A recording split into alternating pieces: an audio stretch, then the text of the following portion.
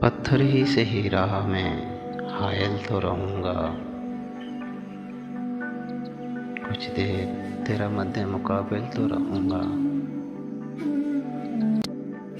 جب تک تیری بخشش کا بھرم کھل نہیں جاتا۔ اے میرے سخی میں تیرا سائل تو رہوں گا، اس واسطے زندہ ہوں سر مقتل یاراں، وابستہ کم ظرفی قاتل تو رہوں گا۔ اے تیز ہوا میرا دھواں دیکھ کے جانا، بجھ کر بھی نشانے رہ منزل تو رہوں گا۔ دشمن ہی سے ہی نام تو لے گا میرا تو بھی، یوں میں تیری آواز میں شامل تو رہوں گا۔